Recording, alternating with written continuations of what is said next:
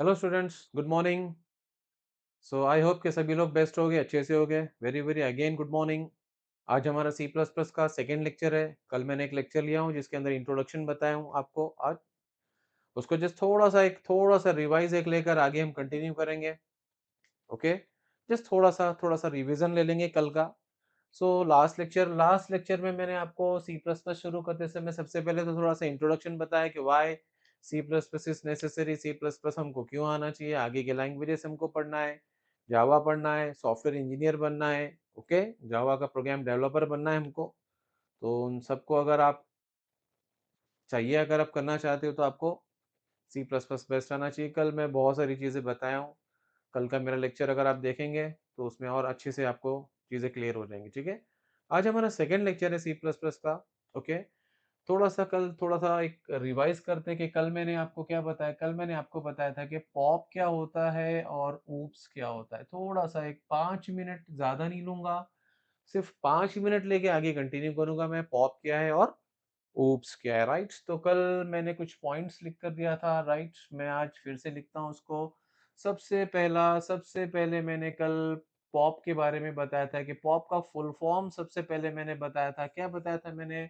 Pop stand for what? क्या हो रहा है? No problem. POP stand for procedure oriented programming. Clear? POP stand for procedure oriented programming. Clear? Second point मैंने ये बताया था कि procedure is nothing but a function. Procedure is nothing but a function. Function को ही हम लोग procedure बोलते हैं। क्लियर? जो सी में हम लोग फंक्शंस बनाते थे, मेन फंक्शन बनाते थे, मेन फंक्शन के बाद और कई फंक्शंस बनाते थे, उन फंक्शंस को ही हम लोग प्रोसीजर बोलते हैं। Okay, in POP program is divided into number of function. Program is divided into number of functions. Clear? Just कि मैंने एक छोटा सा यहाँ प्रोग्राम, थोड़ा सा ग्राफिकली एक छोटा सा प्रोग्राम मैंने बनाया और इसके अंदर ये छोटे छोटे जो ब्लॉक्स मैं बना रहा हूँ, ये समझ लीजिए कि हमारे सब क्या है, they are all functions, right. So see in pop a program is divided into number of functions. In pop the more importance are given to functions rather than data, right। आपका तो ड्रॉबैक वही है ना कि यहाँ पर ज्यादातर emphasis, यहाँ पर ज्यादातर आपका जो इंपॉर्टेंस दिया जाता है वो किसके ऊपर दिया जा रहा है? फंक्शंस के ऊपर दिया जा रहा है। So procedure oriented programming language, procedure is nothing but a function, and in C, in POP, a program is divided into number of functions, right? Now what is the approach of pop programming language? The approach means क्या होता है ना, approach का ऐसा नहीं, approach means क्या होता है कि कोई प्रोग्राम का एग्जीक्यूशन, कुछ लैंग्वेजेस के अंदर प्रोग्राम का एग्जीक्यूशन टॉप टू बॉटम होता है और कुछ प्रोग्रामिंग लैंग्वेजेस के अंदर एग्जीक्यूशन बॉटम से टॉप होता है। अब टॉप टू बॉटम बोलते हैं ऐसा नहीं समझना कि नीचे से एक एक लाइन एग्जीक्यूट करते जा रही है या ऊपर से एक एक लाइन, ऐसे नहीं होता है। टॉप टू बॉटम या बॉटम टू टॉप बोलने की वजह ये होती है कि from where your program execution start, from where your program execution start actually your program execution begins. कहां से शुरू हो रहा है? अगर आपका प्रोग्राम का एग्जीक्यूशन ऊपर से शुरू होकर नीचे जा रहा है तो वो टॉप टू बॉटम होता है, और अगर नीचे से स्टार्ट होकर फिर ऊपर की चीजों को एक्सेप्ट कर रहा है उसको बॉटम अप बोलेंगे। तो ओवरऑल पॉप के अंदर जो अप्रोच होता है वो क्या है? टॉप टू, वो क्या है बोलो? Top to bottom. Why top to bottom? Why I am saying top to bottom? Because yesterday I told you that कि C के अंदर, पॉप के अंदर आपका जो मेन फंक्शन होता है ना, वो मेन फंक्शन कहाँ होता है? स्टार्टिंग में होता है, टॉप में होता है, और बाकी के सारे फंक्शंस जो होते हैं वो नीचे होते हैं, राइट। मेन फंक्शन टॉप में होता है, बाकी के सारे फंक्शंस नीचे होते हैं, और प्रोग्राम का एग्जीक्यूशन कहाँ से शुरू होता है? मेन से। तो मेन कहाँ है? टॉप पे है, तो उसके लिए बोलते हैं उसको टॉप टू बॉटम। लेकिन अगर हम ऊप्स में जाते हैं, सी प्लस प्लस में जाते हैं, जावा में जाते हैं, तो वहां कैसे होता है ना, मेन फंक्शन लास्ट में होता है, बाकी की सारी चीजें ऊपर होती है, बाकी के सारे क्लासेस, सारे ऑब्जेक्ट्स, एवरीथिंग ऊपर रहेंगे और मेन फंक्शन नीचे रहेगा। अब शुरू कहाँ से होगा? मेन। मेन कहाँ है? नीचे, तो उसको बॉटम अप बोलेंगे। इधर आएंगे अपन, ठीक है। सो यहाँ पर क्या है? हमारा टॉप टू बॉटम अप्रोच है। नेक्स्ट पॉइंट मैंने बताया था कि विच लैंग्वेजेस आर पॉप, कौन कौन से लैंग्वेजेस है जो पॉप है। तो मैंने बता दिया था कि पॉप को सपोर्ट करने वाले कौन से लैंग्वेज है, सी है, उसके बाद बेसिक लैंग्वेज है, राइट? उसके बाद पास्कल लैंग्वेज है, राइट? उसके बाद फोर्ट्रान नाम की लैंग्वेज है। तो ये जो लैंग्वेजेस हमने देखा है, ये मैंने जो लिखा है, ये सारे पॉप को सपोर्ट करते हैं, राइट? इन सबको हम pop procedure oriented programming languages बोलेंगे। क्लियर? ओके। उसके बाद फिर मैंने एक टॉपिक आपको बताया था कि what are the limitations and what are the drawbacks of POP. मैंने आपको बताया था कि पॉप के भी कुछ लिमिटेशंस है, इसके भी कुछ ड्रॉबैक्स है, उसी के लिए तो हमको ऊप्स पढ़ना है ना। आज हम क्यों जमा हुए? आज हम लोग ये लेक्चर को क्यों, ये वीडियो को क्यों देख रहे हैं? क्योंकि हम लोग ऊप्स पढ़ना चाह रहे हैं, क्योंकि हमको पहले पता था पॉप, पॉप के अंदर कुछ लिमिटेशंस है, पॉप की कुछ कमियां हैं, उसको दूर करने के लिए हम ऊप्स पढ़ रहे हैं, राइट? ओके। सो कल मैंने इसके 3 ड्रॉबैक्स बताया था, इन शॉर्ट फिर से मैं बता रहा हूँ। पहला ड्रॉबैक ये बताया था मैं, first drawback I told you that program becomes complicated. छोटा-छोटा लिख रहा हूँ, एक स्क्रीन पे पूरे बिठा देना है मुझे। Program becomes complicated, program becomes complicated, program becomes complicated when your program becomes complicated. कल मैंने आपको बताया था कि जब आप आपके प्रोग्राम के अंदर बहुत सारे फंक्शंस, ये एक फंक्शन है, फिर ये दो फंक्शंस है, फिर ये दो फंक्शंस है, फिर ये दो फंक्शंस है, ऐसा बनते बनते बनते बनते बहुत सारे फंक्शंस बन जाएंगे ना, तो आपका प्रोग्राम थोड़ा सा डिफिकल्ट हो जाएगा, थोड़ा अनमैनेजेबल हो जाएगा। कल मैंने अच्छे से बताया, कल का लेक्चर देखो आप, ठीक है? फिर दूसरा मैंने ड्रॉबैक क्या बताया था? दूसरा ड्रॉबैक ये बताया था मैं, डाटा फ्रीली फ्लो। कल ये बताया मैंने, डाटा फ्रीली फ्लो मीन्स क्या है कि ये अगर मेरा मल्टी फंक्शनल प्रोग्राम है, अगर ये मेरा मल्टी फंक्शनल प्रोग्राम है, तो क्या होगा, कोई भी फंक्शन से कोई भी डाटा हम दे सकते हैं और कोई भी डाटा ले सकते हैं विदाउट एनी रेस्ट्रिक्शंस। यहाँ पर कोई रेस्ट्रिक्शंस नहीं रहेंगे, यहाँ पे कोई ऐसा सिक्योरिटी लेवल नहीं रहेगा कि ये डाटा इसको नहीं मिलना चाहिए, ये डाटा इसको नहीं दिखना चाहिए, इन्हें इसको चेंज नहीं करना चाहिए। आजकल बहुत सारे सिक्योरिटी लेवल्स होते हैं, ये सारे सिक्योरिटी लेवल्स हमको यहाँ नहीं मिलने वाले। ये सारे सिक्योरिटी लेवल्स हमको यहाँ नहीं मिलने वाले। So C is very weak in security. Okay. C के अंदर उतना ज्यादा सिक्योरिटी नहीं मिलेगा, लेकिन आज सिक्योरिटी बहुत इंपॉर्टेंट होती है, राइट? और तीसरा तीसरा जो है वो है global data access by anyone. Global data access by anyone. Global data को कोई भी एक्सेस कर सकता है, लेकिन ऐसा तो नहीं होना चाहिए। जैसे मैंने कल बताया कि हमारा जो ईमेल्स है वो सारे ग्लोबल है, गूगल के सर्वर पर स्टोर है, ग्लोबल है, लेकिन उसको कौन पढ़ सकता हूँ? सिर्फ मैं। मेरे अकाउंट की इंफॉर्मेशन ग्लोबल है, बैंक के सर्वर पर स्टोर है, लेकिन उसको कौन देख सकता हूँ, कौन ऑपरेट कर सकता हूँ? सिर्फ मैं। ठीक है ना? या मैंने जिन जिन को परमिशन दिया हूँ, हर कोई एक्सेस कर सकता है या नहीं? लेकिन सी में ऐसा नहीं मिलेगा। अगर आपके पास अगेन अगेन सपोज आपके पास अगर मल्टी फंक्शनल प्रोग्राम है, suppose there are multi functional program, और अगर हम इसके अंदर कुछ ग्लोबल डाटा रख देते हैं, तो समझ लीजिए कि ये ग्लोबल डाटा को हर कोई एक्सेस करेगा और हर कोई इसको चेंज कर सकता है।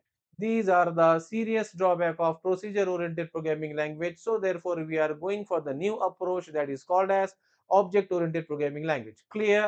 Now we comes to the object oriented programming language, right? तो कल मैंने जो पढ़ाया था, कल के लेक्चर में थोड़ा सा 5 मिनट 10 मिनट में थोड़ा सा उसका रिवाइज करवा दिया हूँ, ताकि आगे जो चीजें हम पढ़ते हैं वो थोड़ा सा और हमारी क्लियर होनी चाहिए, राइट? ओके, तो चलो अब हम इधर जाते हैं ऊप्स की तरफ।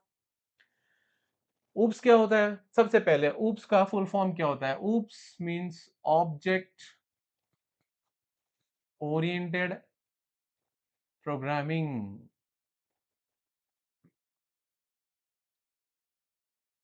Object oriented object oriented programming. Clear? S means system, object oriented programming system. बस इतना आप समझ लीजिए कि ऊप्स का मतलब होता है ऑब्जेक्ट ओरिएंटेड प्रोग्रामिंग। अच्छा, यहाँ देखिए, यहाँ पे मैंने पॉप लिखा हूं, पॉप का फुल फॉर्म क्या बोला? Procedure oriented programming. मतलब कि यहाँ पे प्रोग्राम के अंदर सारे प्रोसीजर्स है, फंक्शंस है ना? पॉप के अंदर, पॉप के प्रोग्राम्स के अंदर सारे प्रोसीजर्स रहेंगे, तो ऊप्स के प्रोग्राम में क्या रहेंगे? सारे ऑब्जेक्ट्स रहेंगे। सिंपल सी बात है ना? This language is oriented on procedure, means function, and this language is oriented on objects. Clear? Now we will see what is an object. We already know what is function, right? हमको पहले से पता है कि function क्या है, क्योंकि हर एक जन सी करा होगा, कुछ तो करा होगा, मेन फंक्शन तो लिखा होगा एटलीस्ट मेन फंक्शन तो लिखा होगा ना, तो मेन फंक्शन बोल रहे हैं हम, फंक्शन, राइट? तो सी के अंदर सारे फंक्शंस रहेंगे। हमको ऑलरेडी पता है कि फंक्शंस क्या होता है, लेकिन अब यहाँ पर हमको आ रहा है ऑब्जेक्ट। तो अब हम सबसे पहले ये देखेंगे कि ऑब्जेक्ट किसको बोलते हैं, राइट? सबसे पहले अच्छे से आपको देखो, सी प्लस प्लस खत्म होने तक, जावा खत्म होने तक आपको class and object, class and object, class and object ही पढ़ना है। तो ऑब्जेक्ट को पानी में डाल के पी लो, वो हमेशा आपके साथ होना चाहिए। हर जगह आपको क्लास एंड ऑब्जेक्ट, हर जगह आपको क्लास एंड ऑब्जेक्ट आने वाला है, राइट? आप पाइथन पढ़ो, पाइथन में ऑब्जेक्ट, ऑब्जेक्ट है क्या, what is an object, first of all ये क्लियर होना चाहिए। फिर हम देखेंगे कि ऑब्जेक्ट को बनाना कैसा है, क्लास को कैसे बनाना है, इन दोनों में क्या रिलेशनशिप है, आगे जाएंगे। पहले ऑब्जेक्ट में घोल के पी लो उसको अच्छे से, पानी में डालो ऑब्जेक्ट को और पी लो, राइट? ओके, देखो what is an object.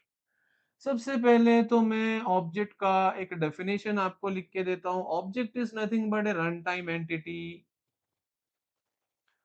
Object is defined as a run time entity. याद रखना, डेफिनेशन याद कर लो, object is called as run time entity. Now what is the meaning of this run time? Run time का मतलब होता है कि प्रोग्राम को रन करने के बाद आपकी एक्चुअल चीजें जिसके अंदर होती है उसको बोलते हैं हम रन टाइम। अगर हम सी के पॉइंट ऑफ व्यू से देखते हैं, सी के पॉइंट ऑफ व्यू से देखते हैं, तो रन टाइम क्या होता है? प्रोग्राम को रन करने के बाद आपका डाटा किस में होता है? वेरिएबल में। आपका डाटा किस में होता है? एरे में। आपका डाटा किस में होता है? पॉइंटर में, है ना? तो अगर मैं सी के पॉइंट ऑफ व्यू से अगर बात करता हूं, तो यहाँ पर रन टाइम एंटिटी क्या है? आपका वेरिएबल है, आपका एरे है, आपका पॉइंटर है, राइट? लेकिन ऑब्जेक्ट ओरिएंटेड प्रोग्रामिंग लैंग्वेज के अंदर जो आपका एक्चुअल जो डाटा रहेगा, आपका एक्चुअल जो डाटा रहेगा प्रोग्राम को रन करने के बाद, वो किस में रहेगा? ऑब्जेक्ट में रहेगा। उसके लिए हम ऑब्जेक्ट को बोलते हैं it's a run time entity.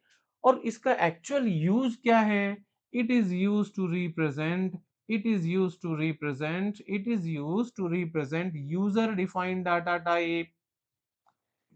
It is used to represent what? It is used to represent user defined data type. इसका खास काम क्या होता है? यूजर डिफाइंड डाटा टाइप को रिप्रेजेंट करना। Now tell me what is user defined data type? User defined data type वो होता है जो हम हमारे हिसाब से बना रहे हैं। जैसे कि हर लैंग्वेज के अंदर मैं कल बताया था का, in every language there are set of defined data type. हर लैंग्वेज के अंदर, इन एवरी लैंग्वेज, सी रहने दो, पाइथन रहने दो, बेसिक रहने दो, पास्कल रहने दो, जावा रहने दो, in every language there are some data types which comes before, जो पहले से लैंग्वेज में आए हुए हैं। जैसे कि हमको पता है कि हमने यूज किया था इंट, जैसे हमने यूज किया फ्लोट, जैसे हमने सी के अंदर यूज किया क्या, मैं वही चीजें बता रहा हूँ, बहुत सी का एडवांस नहीं। मैं ऐसे समझ रहा हूँ कि आपको सी नहीं आता है, मैं ऐसे समझ के सी प्लस प्लस पढ़ा रहा हूँ कि आपको सी नहीं आता है। ओके, लेकिन ये बेसिक बेसिक चीजें है ना, this is not the ABCs of C. ये सी का एबीसी भी नहीं है, राइट? ऐसी चीजें तो पता है आपको, राइट? सो आपको पता है कि इंट होता है, फ्लोट होता है, कैर होता है, ये क्या है? सी के अंदर पहले से है, हमने बनाया क्या? नहीं बनाया। ये सारी चीजें कहां पर है? सी में पहले से है, राइट? लेकिन इनका यूज लिमिटेड है, बहुत लिमिटेड है। कैसे लिमिटेड है? इंटीजर वेरिएबल के अंदर हम सिर्फ नंबर ही स्टोर कर सकते हैं, सिर्फ नंबर। जैसे कि किसी का एज 25, किसी का रोल नंबर 13, किसी का कोड नंबर 65, लिमिटेड, खाली नंबर ही आएगा इसमें, ठीक है? अब अगर मैं फ्लोट वेरिएबल लेता हूं x, तो इसमें हम क्या स्टोर कर सकते हैं? Real number. इसमें भी सिर्फ नंबर ही आएगा विद फ्रैक्शनल पार्ट। जैसे कि टेम्परेचर 32.6 डिग्री सेल्सियस, जैसे कि किसी का एवरेज 12.6, किसी की हाइट 5.11, राइट? लिमिटेड यूज है। कैरेक्टर अगर वेरिएबल लेते हैं तो इसमें हम सिर्फ कैरेक्टर स्टोर कर सकते हैं, ओनली कैरेक्टर स्टोर कर सकते हैं, जैसे कि A B C D E F D, कोई भी एक कैरेक्टर स्टोर कर सकते हैं, बराबर?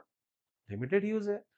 अगर मैं चाहता हूं, मैं अगर चाहता हूं कि मुझे एक ऐसा वेरिएबल चाहिए, मुझे एक ऐसा वेरिएबल चाहिए जिसमें मैं क्या स्टोर करना चाहता हूं? एक एम्प्लॉय का नाम।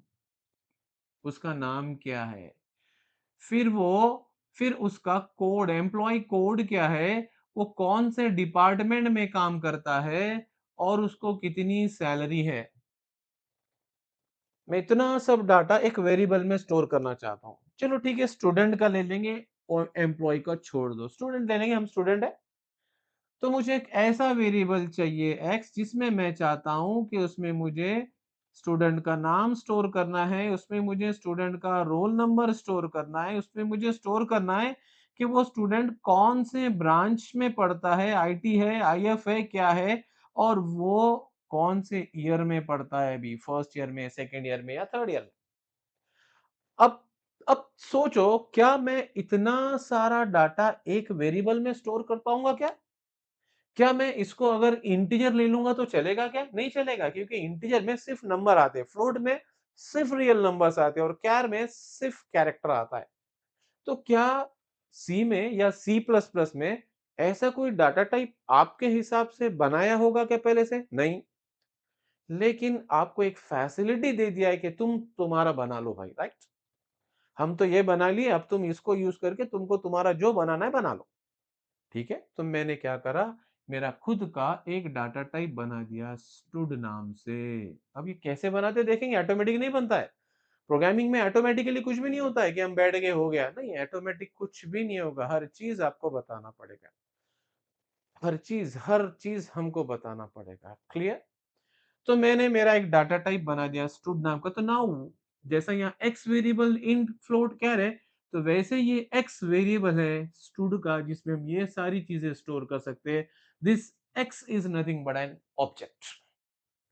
ये एक्स को हम बोलते हैं ऑब्जेक्ट। तो ऑब्जेक्ट का डेफिनेशन क्या हो रहा है? It's a run time entity and it is used to represent what, user defined information. जब भी आपको कोई यूजर डिफाइंड डाटा स्टोर करना, जैसा स्टूडेंट के बारे में, जैसे एम्प्लॉय के बारे में, जैसा कस्टमर के बारे में, जैसा कोई बुक के बारे में, राइट? किसी किसी के भी बारे में, किसी के भी बारे में, कंट्री के बारे में, एक कंट्री, कंट्री का नाम क्या है, उसका कैपिटल क्या है, उसमें उसका पॉपुलेशन क्या है, उसमें कितने स्टेट्स है, कंट्री की इंफॉर्मेशन स्टोर करना है, ऑब्जेक्ट बना दो। जहां पर भी कोई यूजर डिफाइंड चीज आती है आप ऑब्जेक्ट खुद का बना ले सकते हैं। सो जब भी आपको यूजर डिफाइंड डाटा बनाना है, so you have to declare an object. और पता है ना, एक ऑब्जेक्ट के अंदर one object one object bind data and their associated functions, this is called as encapsulation, binding. Data को और फंक्शंस को एक जगह बांध कर रखना, एनकैप्सुलेशन। तो एक ऑब्जेक्ट में क्या क्या होता है, बोलो, एक ऑब्जेक्ट में क्या क्या होता है? एक ऑब्जेक्ट में डाटा भी रहेगा और उस डाटा को प्रोसेस करने वाले फंक्शंस भी रहेंगे। दोनों का साथ में रहेगा, एक जगह रहेंगे, डाटा भी फंक्शन भी। मैंने एक ऑब्जेक्ट बनाया स्टूडेंट का डाटा, मैं एक ऑब्जेक्ट बनाया हूं। मैंने एक ऑब्जेक्ट बनाया स्टूडेंट के लिए, स्टूडेंट का डाटा, उसके फंक्शंस, इसमें पूरा डाटा स्टूडेंट का ही मिलेगा आपको, राइट? मैंने एक ऑब्जेक्ट बनाया कस्टमर के लिए, ये कस्टमर का डाटा और इसको प्रोसेस करने वाले फंक्शंस, ये कस्टमर की इंफॉर्मेशन पूरी इसके अंदर मिल जाएगी। मैंने एक ऑब्जेक्ट बना दिया किसके लिए? एम्प्लॉय के लिए, ये इसमें आपके एम्प्लॉय, जितने एम्प्लॉयज काम कर रहे हैं उनका डाटा और उनको प्रोसेस करने वाले फंक्शन। तो हर एक का डाटा, हर एक के फंक्शंस, जिसके उसके ब्लॉक में रहने से जो पॉप के अंदर जो प्रोग्राम की जो कॉम्प्लेक्सिटी थी जो मैंने बताया, वो कॉम्प्लेक्सिटी यहाँ नहीं रहेगी। क्यों नहीं रहेंगी? इसकी मेन वजह यह है कि यहाँ पर जिसका उसका डाटा, जिसके उसके फंक्शन, जिसके उसके ब्लॉक में होता है। बराबर? मैं इसका बेस्ट एग्जांपल कल आपको बताया था। बेस्ट एग्जांपल कल के मेरे वीडियो में एक अच्छा सा बेहतरीन लेक्चर आपको समझ में आए वैसे लिया हूं। हम लोग कॉलेज जाते हैं, ओके? हम लोग कॉलेज में जाते हैं, कॉलेज में बहुत सारे क्लासरूम्स होते हैं। क्यों होते हैं बहुत सारे क्लासरूम? ताकि हर क्लास के अंदर एक लेक्चर चल सके। तो मैंने कल एक एग्जांपल दिया था कि हमारे पास एक दो क्लासरूम है, एक क्लासरूम के अंदर सी प्लस प्लस का क्लास चल रहा है और एक के अंदर मैथमेटिक्स का क्लास चल रहा है। तो दोनों सिस्टमैटिक चल रहे हैं ना। एक क्लासरूम है, उसमें कुछ बच्चे बैठे हैं और एक सर उनको सी प्लस प्लस पढ़ा रहा है, जस्ट लाइक जैसे हम पढ़ रहे हैं। फिर बाजू और एक दूसरा क्लासरूम है, उसमें कुछ बच्चे बैठे हुए और उसमें सर उनको मैथ्स पढ़ा रहे हैं। क्या ये चीज सिस्टमैटिक चल रही है? नहीं चल रही? चल रही है। क्योंकि जिसके उसके स्टूडेंट्स, जिसके उसके सर, जिसके उसके क्लासरूम में। लेकिन क्या अगर हम इन सबको एक जगह मिला देंगे और दोनों को एक साथ मिला के पढ़ाएंगे, तो क्या स्टूडेंट्स समझ पाएंगे क्या? नहीं। ना तो पढ़ाने वालों को मजा आएगा, ना पढ़ने वालों, क्यों क्यों नहीं होगा? क्योंकि इधर से एक एक एक खड़े रह के, एक यहाँ खड़े रह के सी प्लस प्लस पढ़ा रहा और एक यहाँ खड़े रह के मैथ्स पढ़ा रहा। तो अब बच्चे क्या समझना, मैथ समझना कि सी प्लस प्लस समझना? इसकी आवाज़ मिक्स हो रही है, इसकी आवाज़ मिक्स हो रही है, ये बच्चे पूरा धिंगाना हो जाएगा। वही धिंगाना यहाँ हो रहा है, वही कॉम्प्लिकेशंस यहीं हो रहा है, ओके? वही डिफिकल्टीज़ यहीं हो रही है, यहाँ हो रही है। ये मैं नहीं चाहता हूँ, ये मैं ऊप्स में नहीं चाहता हूँ, उसके लिए मैंने क्या करा? उसके लिए मैंने क्या करा? जिसके उसके फंक्शंस, जिसके उसके डाटा, जिसके उसके क्लासरूम में बाँध दिया। This is an object, this is an object, right? इसी को हम लोग बोलेंगे ऑब्जेक्ट। सो ऑब्जेक्ट का डेफिनिशन हमेशा याद रखेंगे। Every time you know the definition of an object. Because in C++, in Java, in Python, these are the very popular and famous languages nowadays, right? Now the maximum softwares are developed by using Python, आज artificial intelligence, data science, पूरा Python में हो रहा है. Python is what? Object oriented programming language. और सारी internet programming किस में हो रही है? ये पूरे वेबसाइट्स, ये जो पेजेस पूरे बन रहे हैं, किस में बन रहे हैं? जावा में बन रहे हैं. Java is what? उप्स, जावा क्या है? ऑब्जेक्ट ओरिएंटेड प्रोग्रामिंग लैंग्वेज है. क्लियर?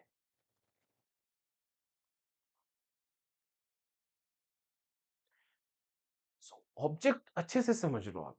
ऑब्जेक्ट को ना, है क्या ऑब्जेक्ट? कोई भी, आप चाहते हैं कि कोई भी यूजर डिफाइन इंफॉर्मेशन को मुझे रिप्रेजेंट करना, ऑब्जेक्ट बना दो, ऑब्जेक्ट बना दो। So object represent to user defined data type. Clear?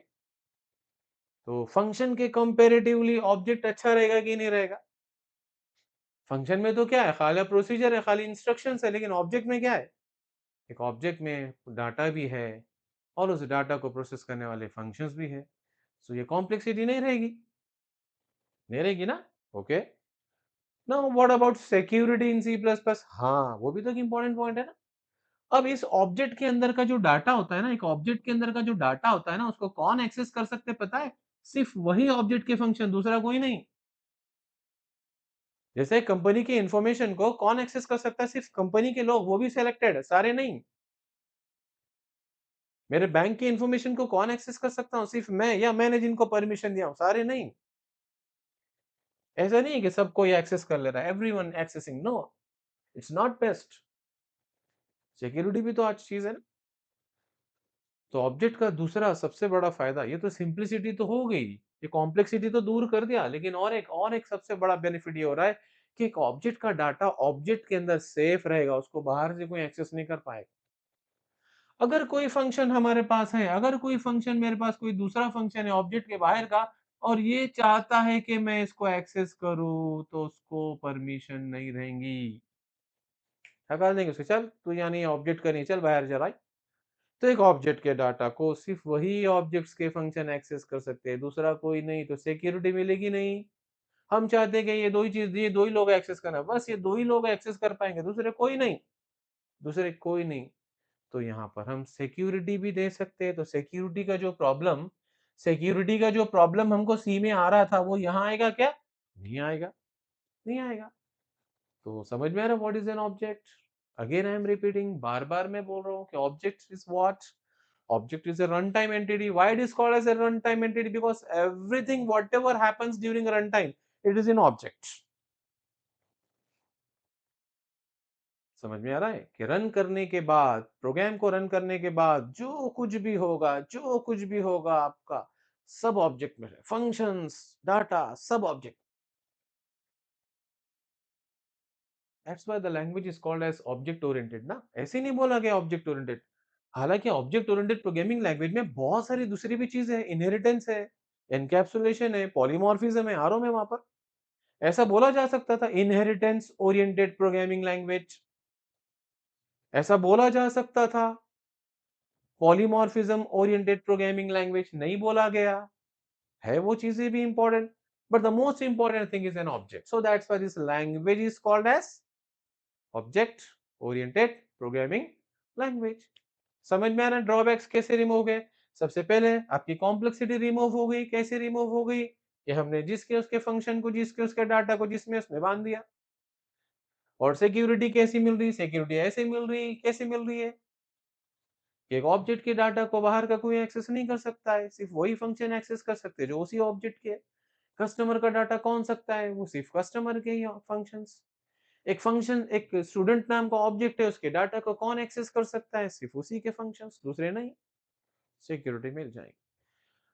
तो ऊप्स के अंदर अगर आप कोई प्रोग्राम बनाते हैं, ऊप्स के अंदर अगर ऊप्स के अंदर आप कोई प्रोग्राम बनाते हैं, तो डेफ़िनेटली एंड डेफ़िनेटली आपके प्रोग्राम्स के अंदर क्या रहेंगे? क्या रहेंगे? Objects. In POP, in POP, program is divided into number of functions, and in OOPS, program is divided into number of objects. Clear? POP में, POP के प्रोग्राम में, C के प्रोग्राम में सारे फंक्शंस ही रहेंगे, लेकिन C++ के प्रोग्राम में सारे ऑब्जेक्ट्स रहेंगे। What is an object? मैं बता दिया। तो ये अगर आप C++ का प्रोग्राम बना रहे हैं, तो ये रहेगा इस तरह से ऑब्जेक्ट, सारे ऑब्जेक्ट्स रहेंगे, राइट? क्लियर? C++ का या ऊप्स का जो प्रोग्राम अप्रोच होता है, पहले तो हमने ऑब्जेक्ट बता दिया, फिर object a program is divided into number of objects. उसके बाद इसका जो अप्रोच होता है ना, इसका जो अप्रोच होता है ना, वो होता है बॉटम अप।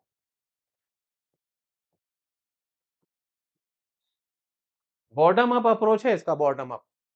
बॉटम अप बोलो तो ऐसा तो शुरू नहीं कि लास्ट के लाइन से ऐसे नहीं, ऐसे नहीं। बॉटम अप मींस व्हाट, कि मेन फंक्शन आखिरी में रहेगा, बाकी के सारे अब क्या करेंगे हम? सी प्लस प्लस का प्रोग्राम जब हम बनाएंगे तो क्या करेंगे? पहले पूरे क्लासेस एंड ऑब्जेक्ट्स बनाना पड़ेगा, लास्ट में मेन फंक्शन। जावा का प्रोग्राम बनाना तो पहले पूरे क्लासेस एंड ऑब्जेक्ट्स बनाएंगे, लास्ट में मेन फंक्शन। और प्रोग्राम का एग्जीक्यूशन मेन से शुरू होता है हमेशा, और मेन बॉटम में, तो उसके लिए बॉटम अप बोलेंगे, राइट? तो सी प्लस प्लस का या कोई भी any object oriented programming language, it may be a C plus plus, it may be C sharp, it may be Python, it may be Java. In any object oriented programming language, the approach of the program is bottom up, right? So which languages are oops? Oops तो देख लिया हमने। Now which languages are oops? अब oops को support करने वाले कौन कौन से लैंग्वेजेस है भाई, वो भी तो पता होना ना। जैसे कि मैंने अभी बता दिया कि पॉप बोले तो कौन कौन से लैंग्वेजेस बोला मैंने? सी, बेसिक, पास्कल, फोर्ट्रान, बोला ना मैंने। तो ऊप्स को सपोर्ट करने वाले कौन से लैंग्वेज है? सी प्लस प्लस, जो भी हम पढ़ेंगे। जावा, जो आगे हम पढ़ेंगे। पाइथन, ये भी ऑब्जेक्ट ओरिएंटेड प्रोग्रामिंग लैंग्वेज है। सी शार्प, ये भी ऑब्जेक्ट ओरिएंटेड प्रोग्रामिंग, और बहुत सारे। These are the famous languages. ये फेमस लैंग्वेजेस है, ठीक है, जिनको हम बोलते हैं object oriented programming language. So this is all about POP and OOPs. हमको पहले ये क्लियर हो गया कि पॉप क्या है और ऊप्स क्या है। अब हम ऊप्स के बहुत सारी चीजें देखेंगे, ठीक है? तो क्लियर हो गया। तो मैंने यहाँ पर पॉप के पॉइंट्स लिख दिया हूँ, और यहाँ पर मैंने ऊप्स के पॉइंट्स लिख दिया हूँ। क्लियर? सो पॉप के बारे में क्या लिख दिया मैंने कि पॉप का फुल फॉर्म क्या है, प्रोसीजर बोले तो क्या, पॉप के प्रोग्राम में क्या रहते हैं, पॉप का अप्रोच क्या है, पॉप के एग्जांपल्स, और पॉप के ड्रॉबैक्स। ऊप्स में मैंने बता दिया object oriented programming full form. Object बोले तो क्या, ठीक है, ये ऑब्जेक्ट के लिए पूरा लिखा इतना मैंने। प्रोग्राम में क्या रहेंगे? ऑब्जेक्ट्स रहेंगे। Program approach bottom up, an example of OOPs C plus plus, Java, C sharp, Python, और बहुत सारे अभी देखेंगे बाद में, ठीक है? So this is all about what, POP and OOPs. Clear? Okay. ये दो लेक्चर, हमारा पहला लेक्चर प्रीवियस जो लेक्चर हुआ है मेरा, और आज का जो लेक्चर हुआ, इन दो लेक्चर में मैंने अच्छे से आपको पॉप और ऊप्स के बारे में डिफरेंस क्लियर कर दिया। क्लियर? अब अगला टॉपिक हम जो शुरू करने जा रहे हैं, अगला जो टॉपिक मैं शुरू करने जा रहा हूं वो है concepts of oops.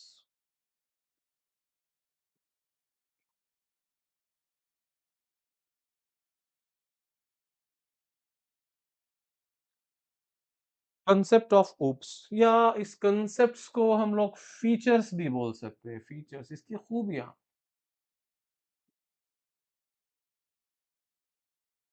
Features of oops, concepts of oops, elements of oops, on which the oops depend, right? Concepts of oops, क्या है concepts of features? What are the features of oops? Interview में question हो सकता है। Okay, you know C plus plus, now tell me what are the features, what are the benefits of oops। आपको पता होना चाहिए कि oops के फीचर्स क्या है। तो ऊप्स में क्या क्या रहेगा, ऊप्स के कंसेप्ट्स क्या क्या रहेंगे, मैं लिख रहा हूं यहाँ। Object, class,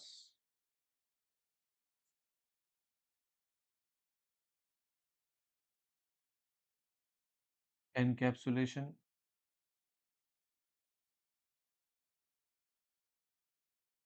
polymorphism,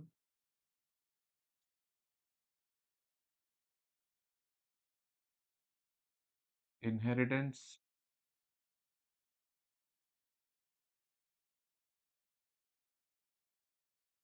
dynamic binding,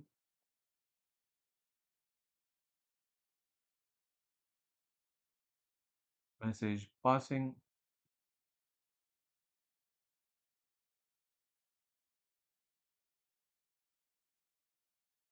exception handling.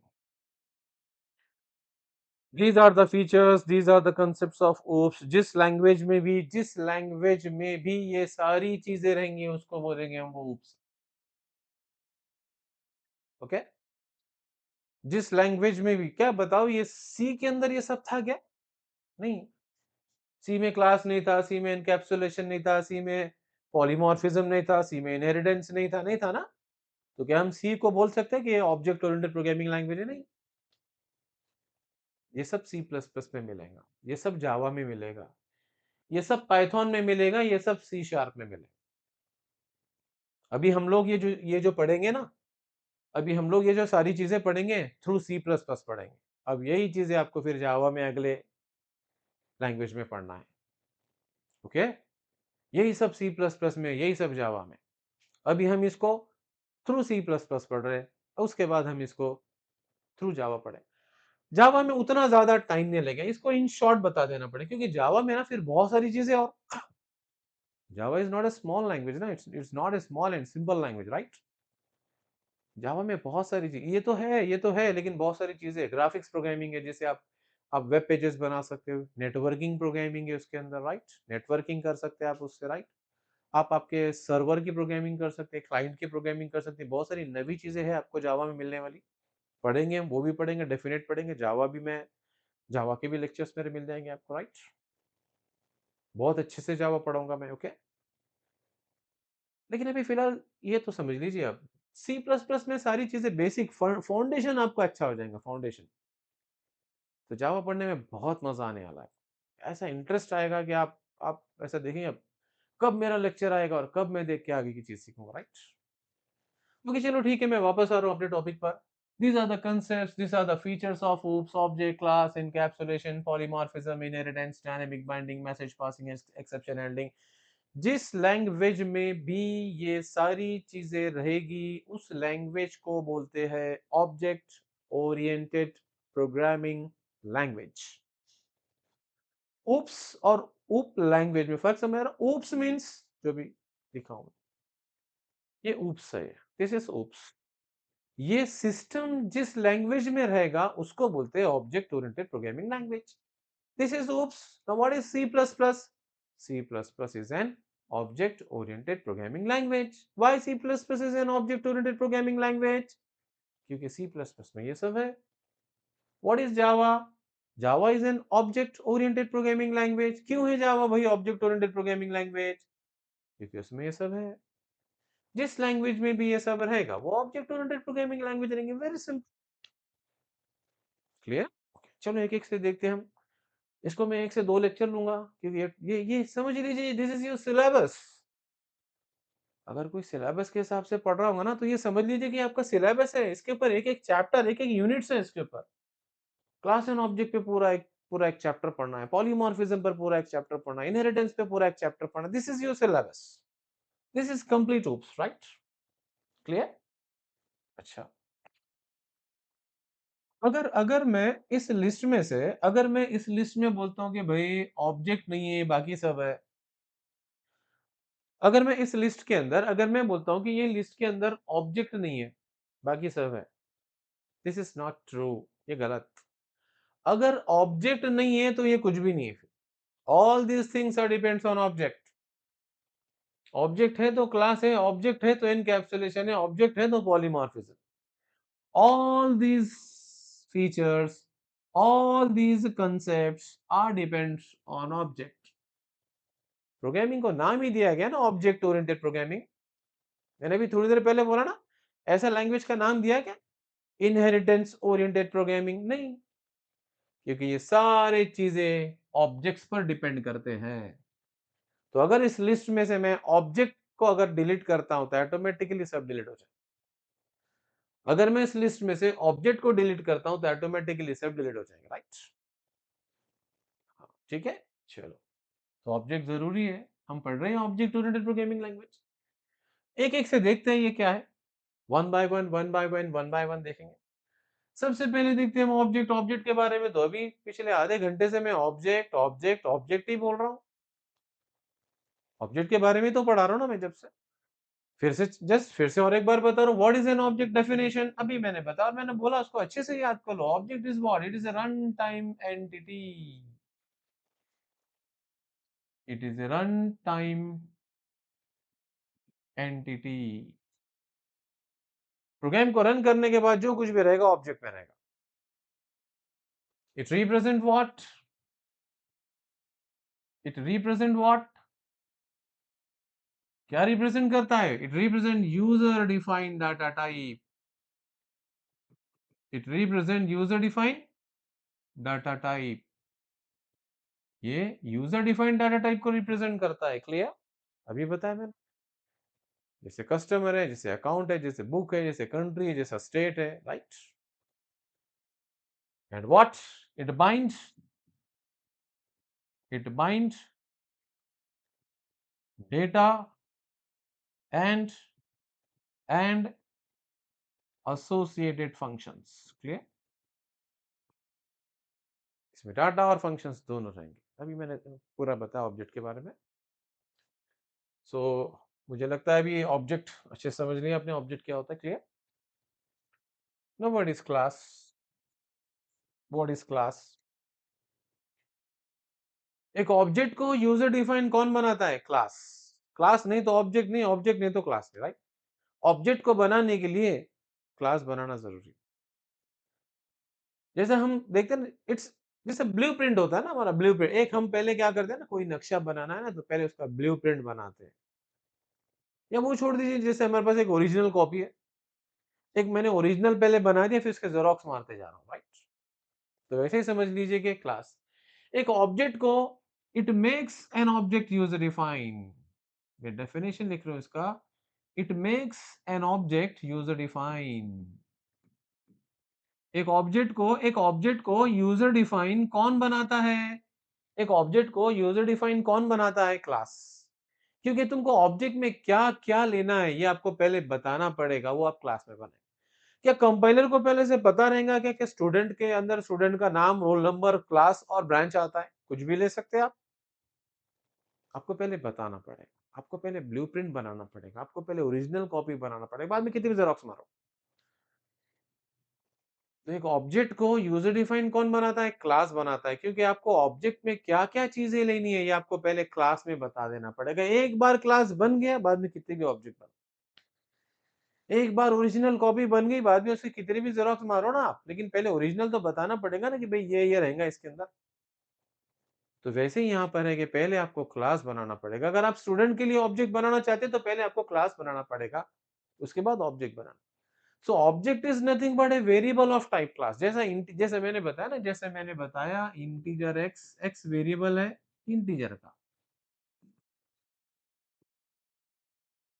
Float variable है, एक्स वेरिएबल है फ्लोट का। तो वैसे ही मैंने क्या करा, एक स्टूड का ऑब्जेक्ट बना दिया। तो ये एक्स एक ऑब्जेक्ट है, कौन से टाइप का? Student is nothing but A class. तो पहले आपको स्टूडेंट नाम का क्लास बनाना पड़ेगा, फिर उसका ऑब्जेक्ट बने। कंपाइलर को कैसे पता चलेगा ना, यूजर डिफाइन है, कैसे पता चलेगा आपको स्टूडेंट के लिए क्या क्या चाहिए, कस्टमर के लिए क्या चाहिए, प्रोडक्ट की इंफॉर्मेशन में क्या क्या आता है, कंट्री की इंफॉर्मेशन में क्या क्या आता है, बुक की इंफॉर्मेशन में क्या क्या आता है। हाउ द कंपाइलर नो ना, तो हमको पहले बताना पड़ेगा। तो हम किसके थ्रू बताएंगे? क्लास के थ्रू। तो जरूरी है कि पहले आप क्लास डिक्लेयर करेंगे, फिर ऑब्जेक्ट, राइट?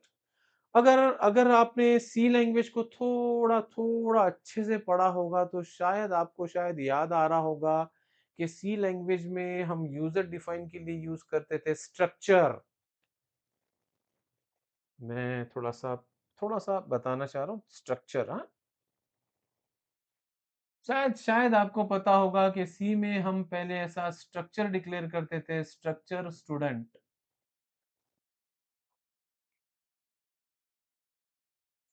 अब स्टूडेंट में मेरे को क्या-क्या चाहिए? स्टूडेंट का मेरे को चाहिए नेम, फिर मुझे चाहिए उसका ऐज या से रोल नंबर। ये थोड़ा अच्छा लिखता हूँ। कैरेक्टर, स्टूडेंट का नेम, रोल नंबर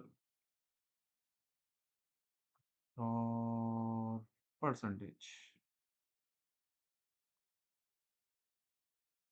शायद अगर पढ़े होंगे तो पता नहीं, पता ना कोई घबराने की बात नहीं। आप बोले अरे मेरे को स्ट्रक्चर नहीं आता, आप कैसे? कोई प्रॉब्लम, कोई प्रॉब्लम। हम लोग क्लास एंड ऑब्जेक्ट्स अच्छे से पढ़ लेंगे, इसकी जरूरत नहीं। क्लियर? ये हम स्ट्रक्चर डिक्लेयर कर दिया। क्या नाम का स्ट्रक्चर डिक्लेयर करें? स्टूड। अब मैंने क्या करा, स्टूड का वेरिएबल डिक्लेयर कर दिया एस। तो अब हम एस में ना, एस वेरिएबल में क्या क्या स्टोर कर सकते हैं? एस वेरिएबल में क्या क्या स्टोर कर सकते हैं? नेम, रोल नंबर और परसेंटेज। इसमें स्टूडेंट का नाम भी आ जाएगा, रोल नंबर भी आ जाएगा, परसेंटेज भी। तो S is a variable of type structure.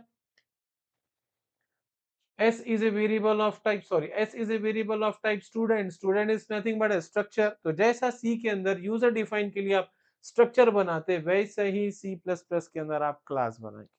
लेकिन स्ट्रक्चर के लिमिटेशन से क्या लिमिटेशन है? पहली बात कि स्ट्रक्चर के अंदर सिर्फ वेरिएबल्स ले सकते हैं, फंक्शन नहीं। Binding of data and functions possible नहीं है स्ट्रक्चर के अंदर। और दूसरी बात कि स्ट्रक्चर के मेंबर को कोई भी एक्सेस कर सकता है, ऑब्जेक्ट के और क्लास के नहीं, राइट? कुछ लिमिटेशंस है।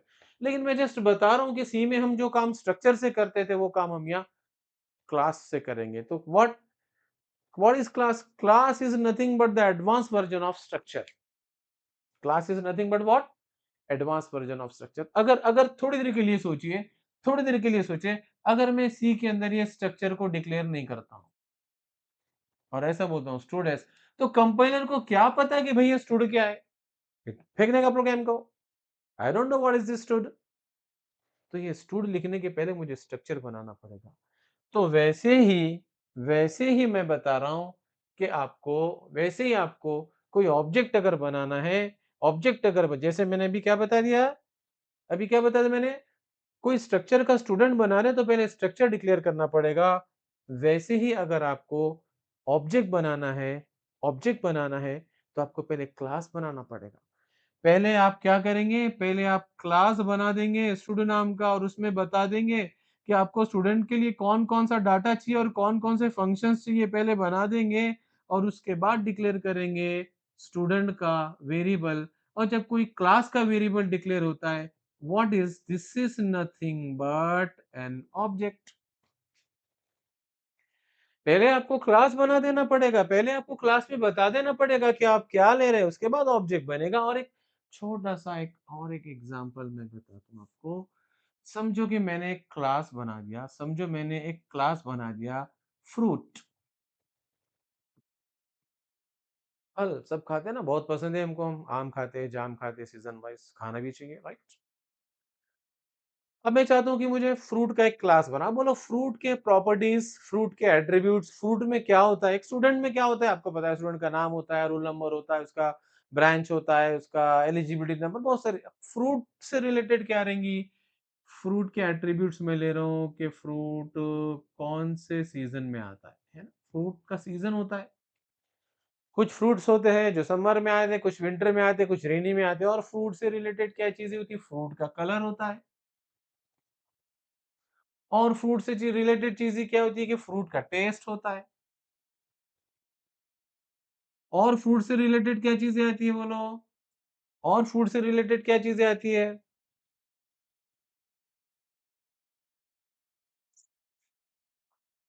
ओ सॉरी यार, सॉरी सॉरी। फ्रूट से रिलेटेड क्या आता है बोलो? एक तो फ्रूट कौन से सीजन में आ रहा है, दूसरा फ्रूट कौन से कलर में होता है, तीसरा तीसरा I am drawing bigger one, okay, because there are more properties, right? Suppose this is your class, suppose this is your again, suppose मैंने एक क्लास बना दिया, सपोज मैंने एक क्लास बना दिया फ्रूट नाम से। और इसमें सारे फ्रूट के प्रॉपर्टीज बता रहा हूँ कि फ्रूट कौन से सीजन में आता है, फ्रूट का टेस्ट कैसा होता है, मीठा होता है कि खट्टा होता है। हाँ, तो होता है ना, कुछ कुछ फ्रूट्स होते हैं जो बहुत मीठे होते हैं, जैसे आम है। कुछ फ्रूट्स है जो खट्टे होते हैं, जैसे जाम है ना। हर एक के कुछ प्रॉपर्टीज होते हैं, राइट। और वो फ्रूट कौन सा कलर का होता है, कुछ लाल होते हैं, कुछ पीले होते हैं, कुछ हरे होते हैं। और स्टेट्स भी होते हैं ना। कुछ फ्रूट्स होते हैं जो कश्मीर से आते हैं, जैसे एप्पल। कुछ फ्रूट्स है जो अ, महाराष्ट्र से आते हैं, बनाना। हर एक फ्रूट्स का एक जमीन होती है, वो स्टेट से अच्छे निकलते हैं। तो एक फ्रूट के बारे में ये सारी चीजें थी, तो मैंने इसका एक क्लास बना दिया। तो क्या क्या प्रॉपर्टीज रखा मैंने इसके, सीजन, टेस्ट, कलर, स्टेट। अब मैंने क्या करा, इसका एक ऑब्जेक्ट बना दिया, एप्पल। तो बोलो एप्पल में क्या रहेंगे, वही रहेंगे जो मैंने यहाँ बताया। अभी आ रहेंगे एप्पल से रिलेटेड, एप्पल कौन से सीजन में आता, एप्पल कौन से, एप्पल का टेस्ट क्या है, एप्पल कौन से कलर में रहता, और एप्पल कौन से स्टेट से आता। मैंने क्या करा फिर, इसका और एक एक ऑब्जेक्ट बना दिया, और एक एक ऑब्जेक्ट बना दिया। मैंगो, तो अब मैंगो में क्या रहेंगी, वही चीजें रहेंगी जो मैंने यहाँ बता दिया। मैंने बोला ना, दिस इज अ ब्लूप्रिंट। यहाँ जो बता दिया वो इसमें रहने वाली। अब मैंगो, मैंगो में क्या रहेंगी, मैंगो कौन से सीजन में आता है, मैंगो का टेस्ट क्या है, मैंगो कौन से कलर का है, मैंगो कौन से स्टेट से आता। फिर मैंने इसका और एक एक ऑब्जेक्ट बना दिया, बनाना। अब बोलो इसमें क्या रहेगा, वही चीजें रहेंगी जो मैंने क्लास में बनाया। बनाना का कौन सा सीजन में आता है, वो उसका टेस्ट क्या है, उसका कौन सा कलर है, वो कौन से स्टेट से आता है। तो अब इस पिक्चर से हमको समझ में आ रहा है कि फ्रूट एक क्लास है। फ्रूट क्या है, फ्रूट क्या है, एक क्लास है। तो एप्पल, मैंगो, बनाना, ये क्या है, ऑब्जेक्ट्स। ये सब क्या है, मैंगो, एप्पल, बनाना, ये सब क्या है, ऑब्जेक्ट्स। अब कितने भी बनाओ ना, कितने भी बनाओ अब, जब तुम एक बार क्लास बना देते हो, जब एक बार ब्लूप्रिंट बना देते हो, जब एक बार ओरिजिनल कॉपी बना देते हो, उसके कितनी भी जेरोक्स मारो, वैसे ही एक बार क्लास बनाने के बाद आप उसके कितने भी ऑब्जेक्ट्स बना सकते हो, right. So what is an object, object is nothing but A type of class. Object एक वेरिएबल है क्लास का। जब एक क्लास बना देने के बाद, जब एक क्लास बना देने के बाद, जब आप उस क्लास का वेरिएबल डिक्लेयर करते हो ना, उस वेरिएबल को ही हम लोग बोलते हैं ऑब्जेक्ट। तो पहले क्लास बनाना पड़ेगा, उसमें बताना पड़ेगा कि हमको क्या क्या लेना है। फिर उसके ऑब्जेक्ट्स बनाना पड़ेगा, तो ऑब्जेक्ट्स में वही चीजें रहने वाली, सिर्फ और सिर्फ वही चीजें रहने वाली है जो हमने क्लास में बताई। Clear, okay. तो मैंने ये दो चीजें आज क्लियर कर दिया हूँ। बाकी की चीजें भी है, ये हम अगले लेक्चर में कंटिन्यू करेंगे। होप कि आपको लेक्चर अच्छे से लगा होगा। ठीक है, सब्सक्राइब करो, लाइक करो, ओके। ऐसे ही लेक्चर्स आगे भी आएंगे आपके, पूरा कंटिन्यू C++ चलने वाला है इसी तरह से। आगे ऐसे ही हम जावा पढ़ेंगे। ठीक है, जितना हो सकता है इसको सब्सक्राइब कीजिए, लाइक कीजिए, आपके फ्रेंड्स को बताइए, उनका भी फायदा हो जाएगा। Clear, okay, right. Thank you, have a nice day, we will continue tomorrow, okay, right.